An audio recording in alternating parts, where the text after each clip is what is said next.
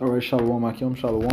Commençons comme toujours en donnant tout honneur et toute gloire à notre Seigneur, notre pouvoir, Yahweh, Bahashem, Yahweh Shai, Bahashem, Kodash. Double honneur et respect aux apôtres de Great Millstone établis par notre Seigneur pour guider l'élection de la nation d'Israël et bien sûr Shalom aux élus. C'est le frère Zakar du camp de Great Millstone Montréal revenant avec une leçon qui va toucher sur comment le Seigneur a intervenu à plusieurs reprises lorsque nous étions dans des positions vulnérables. Ok. En d'autres mots, lorsque nous avions des ennemis contre nous, ok, Yahweh Shai est intervenu à plusieurs reprises pour nous défendre. Donc, on va apporter quelques exemples. Ok, cela est juste pour prouver la présence de notre puissance, de notre pouvoir, Yahweh Shai. Ok, et les jours qui approchent, ok, il y aura une grande persécution contre les serviteurs de Yahweh Shai. Ok, mais on doit comprendre que le Seigneur est présent, ok, comme il a toujours été présent envers ses fidèles. Ok, je vais commencer dans le livre d'Apocalypse 12, ok, parlons de la persécution qui va venir, ok, dans les jours qui approchent. Ok, Apocalypse 12 et verset 12, ça dit ici, et le dragon, parlant de Esau Edom, qui vient dans la forme de ce nouvel empire romain, ok, fut irrité contre la femme. La femme représente la nation d'Israël. Et s'en alla faire la guerre contre le reste de sa semence, ceux qui gardent les commandements de Yahweh et ont le témoignage de Yahweh Shai Mashiach. Parlons de l'élection. Ok. Mais notre pouvoir, Yahweh Shai est avec nous. Ok. Il nous défend, comme il a toujours défendu ses serviteurs. Ok. Allons dans le livre de Isaiah 41 et verset 14. Ça dit ici, n'aie pas peur, toi, vermisseau de Jacob, et vous, hommes d'Israël, je t'aiderai, dit Yahweh, et ton rétenteur, le Saint d'Israël. Okay, donc, et même dans des positions où on peut dire qu'on n'a aucun moyen d'échapper, Yahweh Shai va nous aider. Okay, il va démontrer son pouvoir, sa puissance. Okay, et cela devant nos ennemis. Okay. Et le Seigneur va prouver que c'est lui que l'on doit révérer, honorer et glorifier. Ok.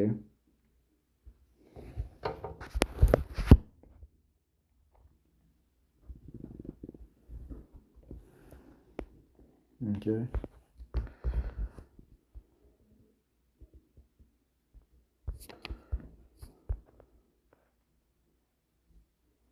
Verset 13 a dit ici, car moi, Yahweh, Bashimiacha, ton Dieu, je tiendrai ta main droite en te disant, n'aie pas peur, je t'aiderai. Ok. Alright, so. Maintenant, là, sortir quelques exemples, ok, de l'intervention miraculeuse de Yahweh Bashimiacha. Ok. On va aller dans le livre de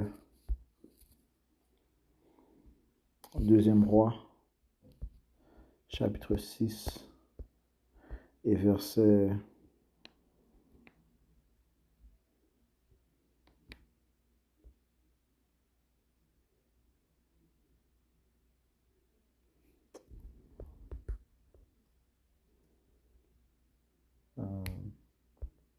verset 8. Puis le roi de Syrie fit la guerre contre Israël et tenait conseil avec ses serviteurs, disant, en tel et tel lieu sera mon camp.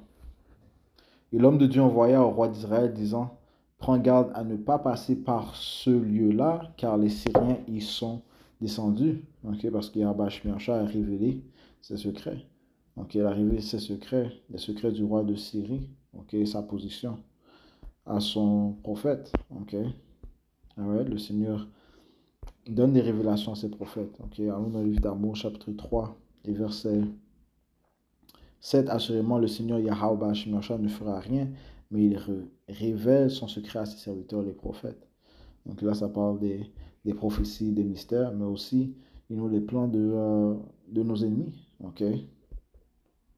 Et les Écritures te disent que nous ne sommes pas ignorants des devises, des stratagèmes de Satan. Okay? All right. So, poursuivons.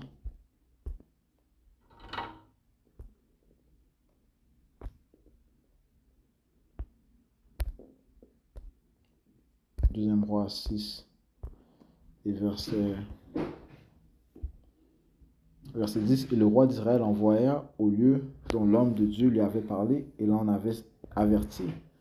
Ce qu'il fit non pas une fois ni deux fois. C'est pourquoi le cœur du roi de Syrie fut fort troublé de cette chose. Et il appela ses serviteurs et leur dit, ne me montrez-vous pas lequel de nous est pour le roi d'Israël? Ok, il pensait qu'il avait un traître dans son camp. Et l'un de ses serviteurs lui dit, personne, mon seigneur au roi, mais Elisha, le prophète qui est en Israël, raconte au roi d'Israël les paroles que tu dis dans ta chambre à coucher. Ok, alright. Parce que de un, rien n'est caché envers Yahweh Shemi Yahushai. Ok, et le Seigneur, encore une fois, il révèle, you know, il révèle les choses à ses serviteurs, les prophètes. Ok, incluant les plans de nos ennemis. Ok, verset 13, et il dit, allez épier où il est, afin que je puisse envoyer le prendre. Et on lui a apporta, voici, il est à, et on lui rapporta, voici, il est à Dothan.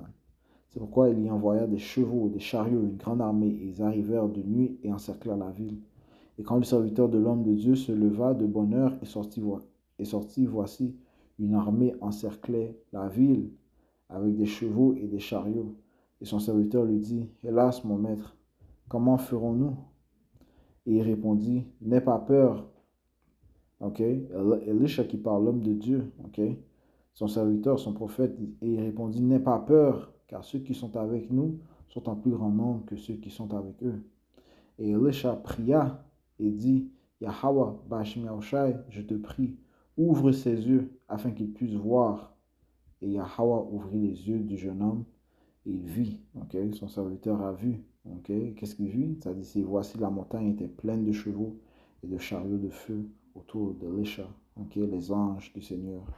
Ok, les anges du Seigneur ont montré leur présence. Ok, Yahweh a dû ouvrir les yeux de l'homme, du serviteur de l'homme de Dieu pour qu'il voit, ok, sa présence. Ok, ça te dit ici dans le livre de Psaume 34, verset 7, ça dit l'ange de Yahweh, Bashmi Yahushai, ok, l'ange de Yahweh campe autour de ceux qui le craignent et les délivrent. Ok, so, les anges de Yahweh, Bashmi Yahushai sont autour de ses serviteurs et ils les protègent. Ok, ils sont toujours présents pour les guider.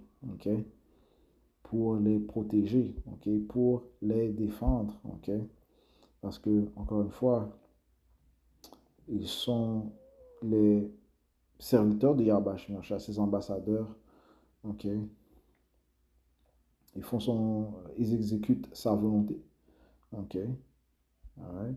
C'est normal que lorsque le roi envoie un serviteur, un ambassadeur, eh bien, qu'il ait aussi une protection autour de lui. Eh bien, la protection de l'homme de Yahweh, ce sont les anges, ok, alright. Les anges sont présents, ok, les anges, ils sont toujours présents, ok, autour des serviteurs de Yahweh. Une chose à retenir, c'est que dans le temps de trouble, il faut savoir que les anges de Yahweh seront présents, ok, pour, encore une fois, nous délivrer, pour nous protéger, ok, pour combattre, ok, nos ennemis, ok, pour intervenir, ok. Alright. Et ça te dit ici dans le livre de Psaume 91 et verset 3. Ah, il faut commencer au verset 1. Hein. Ok.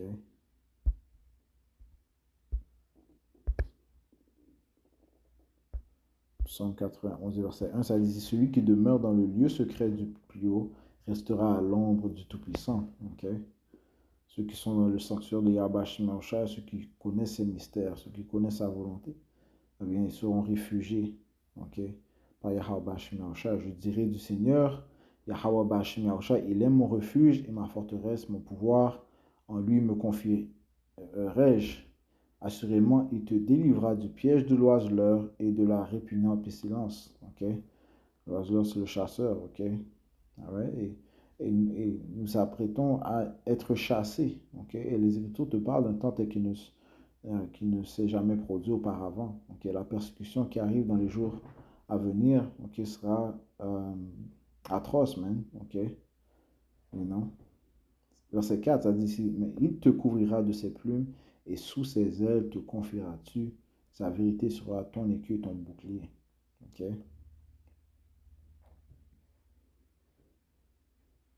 Euh, je saute au verset 10. Ok, en fait, le psaume 91 est un excellent chapitre à lire. Ok, ça dit ici, aucun mal ne t'arrivera et aucune plaie n'approchera de ta demeure, car il donnera charge de toi à ses anges pour te garder dans tous tes chemins. Ils te porteront dans leurs mains de peur que ton pied ne se heurte contre une pierre. Okay? So, hey, la vie d'un élu de Yabash Mersha est très précieuse. Donc, les anges, ils ont comme rôle, okay, qui vont exécuter, de te protéger et de faire sûr que tu es sain et sauf. Ok? Ok? Et que rien ne te heurte. Ok? Comme le précepte dit, euh, ne touche pas à mon oint. Et ne fais aucun mal à mon prophète. Ok?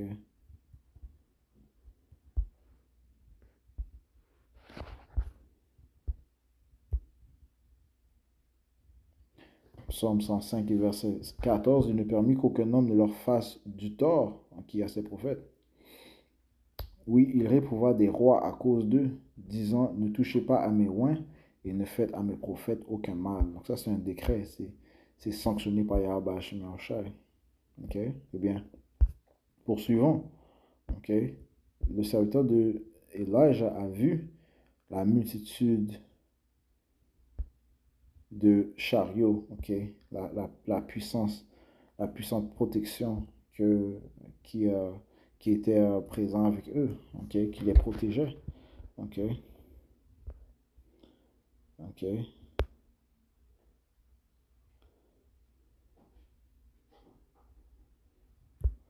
Euh,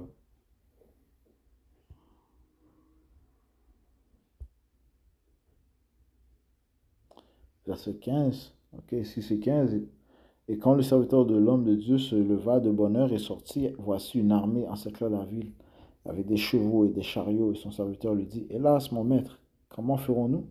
Et il répondit, n'aie pas peur, car ceux qui sont avec nous sont en plus grand nombre que ceux qui sont avec eux. Et Elisha pria et dit, Yahweh, Bashmersha, je te prie, ouvre ses yeux afin qu'il puisse voir. Le Seigneur ouvrit les yeux du jeune homme et il vit. Et voici la montagne était pleine de chevaux et de chariots de feu autour d'Elisha. Elisha, désolé. Et quand ils descendirent vers lui, il pria le Seigneur et dit, je te prie, frappe ce peuple d'aveuglement. L'armée des Syriens frappe ce peuple d'aveuglement. Et il les frappa d'aveuglement selon la parole d'Elisha. Ok? Et Elisha leur dit, ce n'est pas ici le chemin et ce n'est pas ici la ville. Suivez-moi et je vous mènerai vers l'homme que vous cherchez. Mais il les mena à Samarie. Ok? So, hey, non seulement est-ce que ces hommes ont été aveuglés, ok, mais ils étaient sous la pitié de Elisha. Ok? Elisha les a guidés. Ok? Ok? Ah ouais, il les a guidés dans notre terre. Ok? Et verset 20. Mais qui était responsable? Qui les a aveuglés? Yahweh Bashim Yahushai. Ok, il a fait un miracle. Que toute cette armée soit aveuglée. Ok? Toute l'armée était aveuglée. Ok? Ok? Que ce soit 10 hommes, que ce soit 20 hommes, 100 hommes. Ok? 200, 500, 1000. Ok? Ils étaient tous aveuglés. Et ils étaient à la pitié de l'homme de Yahweh Bashim Yahushai. Ok? Alright? Verset 20. Il arriva que quand ils furent entrés dans Samarie, Elisha dit, Seigneur, ouvre les yeux de ces hommes afin qu'ils puissent voir. Et le Seigneur ouvrit leurs yeux et ils virent, et voici, ils étaient au milieu de Samarie. Donc ils étaient aveuglés pendant une certaine période de temps, okay? Le trajet de se rendre en Samarie, ils étaient aveuglés. Okay? Et le roi d'Israël dit à Elisha, quand il les vit, mon père, les frapperai-je? Et il répondit, tu ne les frapperas pas. Frapperais-tu ceux que tu aurais fait captifs avec ton épée, avec ton arc? Mets du pain et de l'eau devant eux pour qu'ils mangent et boivent et s'en aillent vers leur maître. Ok? Et qu'est-ce que tu penses qu'ils ont fait? Ok? Alors, non, de un, c'est sûr que ils avaient de la gratitude, mais de un, ils ont craint Yahweh Ba'ashem Yahushua. Ok? Ils ont craint le Dieu d'Israël. Ok? Vu ce miracle qu'il a fait, il a aveuglé cette armée. Ok? You know? Et de un, ils étaient affaiblis, mais ils ont pas été mis à mort. Ok? Tandis qu'eux, ils avaient des intentions de prendre l'homme de Yahweh Ba'ashem Yahushua. Ok? So, qu'est-ce qu'ils avaient dans leur cœur? Ok? Alright? La terreur de Yahweh Ba'ashem Yahushua était dans leur cœur. Verset 23. Et le roi leur prépara beaucoup de nourriture. Après qu'ils eurent mangé et bu, il les renvoya et s'en allèrent vers leur maître. Ainsi, les bandes des Syriens ne revinrent plus dans le pays d'Israël. Ok? Pourquoi? Parce qu'ils avaient peur, man. Ok? Parce que la crainte du Tout-Puissant, man, les faisait penser, comment un tel Dieu peut-il faire cela? Eh bien, c'est ce même Dieu qui est présent, ok, et qui contrôle et défend toute chose, qui défend son élection. Ok, il contrôle toute chose, mais il défend son élection. Ok, il va défendre son élection dans les temps à venir, même, lorsque la persécution viendra. Ok, ok. So, on n'a pas à être faible de cœur, ok, mais plutôt être courageux, sachant que Yahweh Ba'ashem Yahushua va défendre son élection dans certains instants. Alright.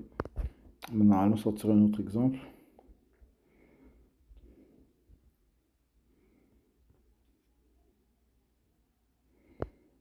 Dans le livre de 2e Roi, chapitre 7 et verset 1. Alors Elisha,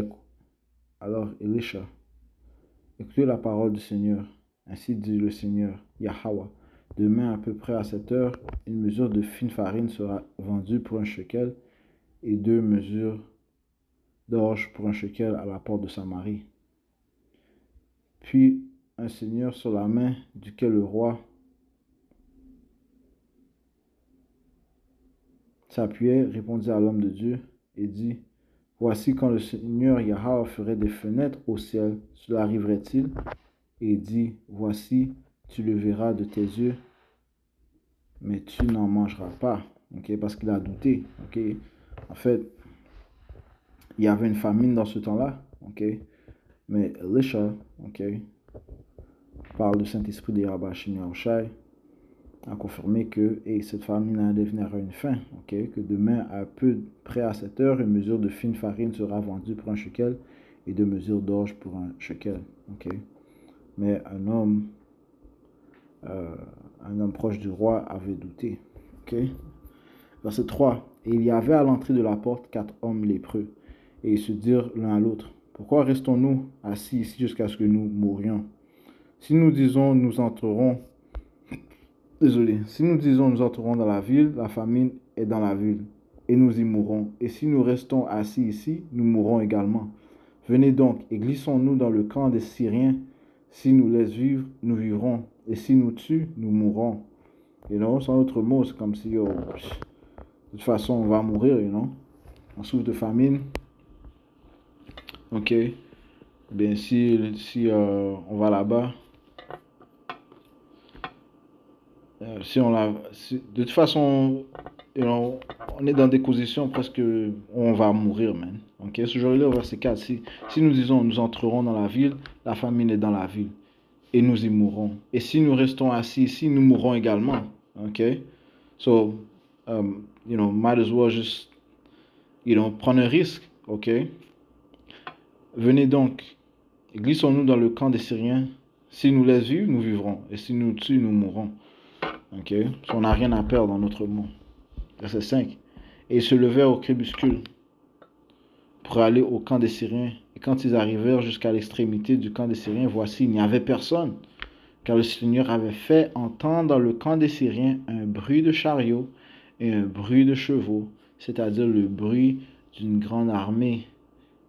Et ils s'étaient dit l'un à l'autre, voici le roi d'Israël a soudoyé les rois des Hittites et les rois des Égyptiens pour venir sur nous. So, ils avaient été, on peut dire, affolés. Ok, une rumeur a été entendue.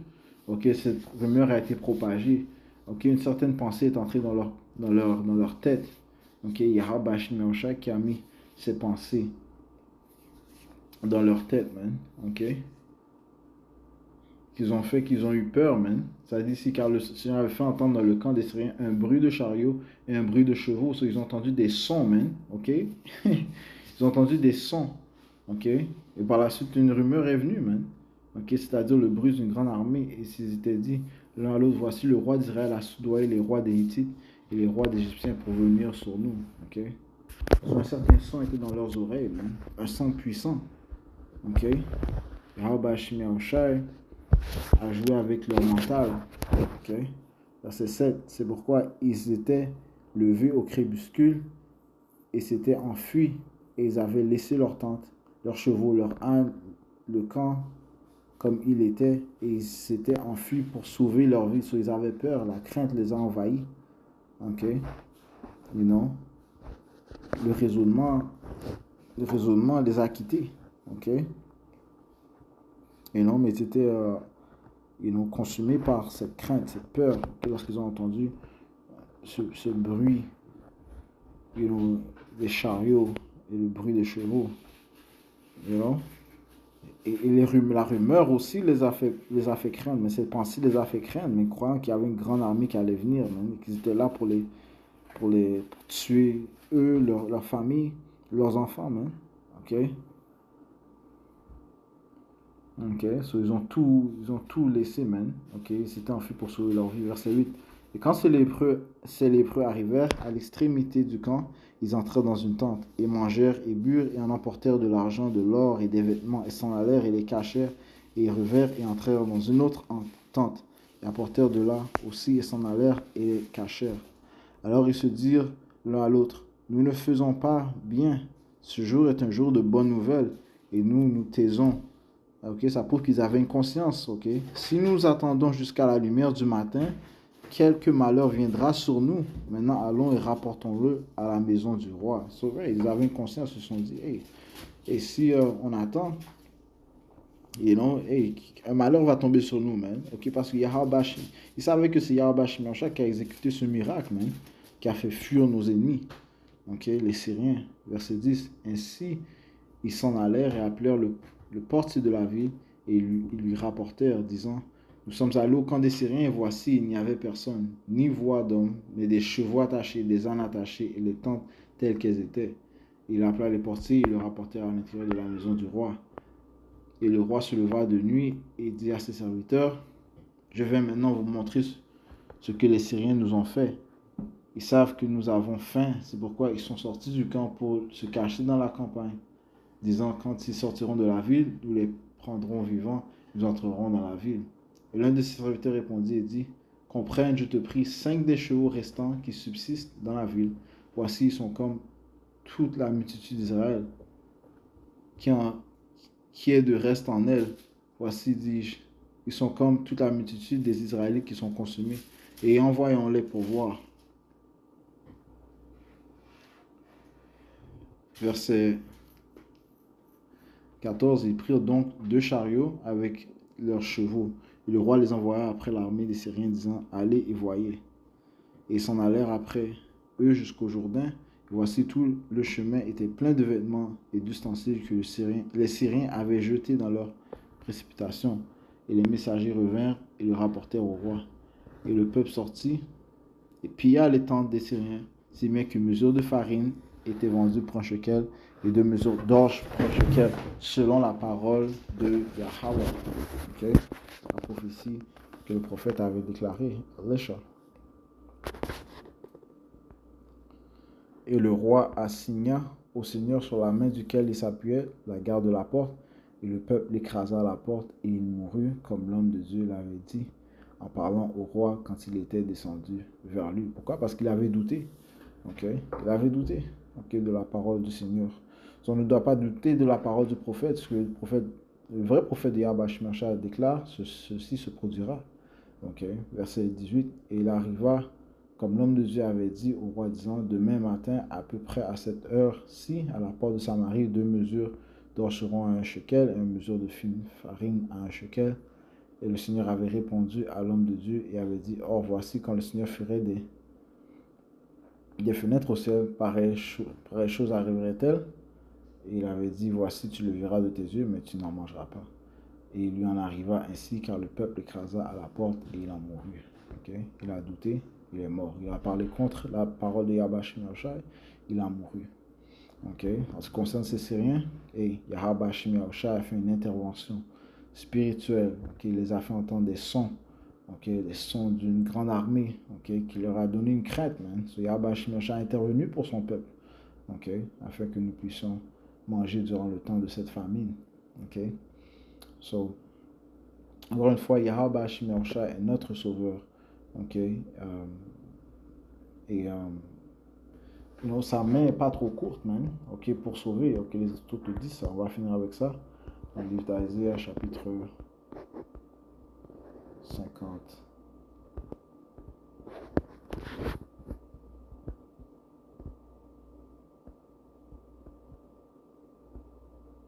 59 et 1, ça dit, voici la main de Yahweh n'est pas raccourcie pour ne pas pouvoir délivrer, ni son oreille trop pesante pour ne pas pouvoir entendre. Ok. Donc, et dans le temps de trouble, on met notre confiance en Yahweh Hashem Yahushai. Ok. Et il va nous délivrer. Il va nous nourrir. Il va nous vêtir. Ok. Il va nous guider. Et il va nous sauver. Avec ça, on va conclure en donnant tout honneur, toute gloire à Yahweh Hashem Yahushai, Hashem Hakodash.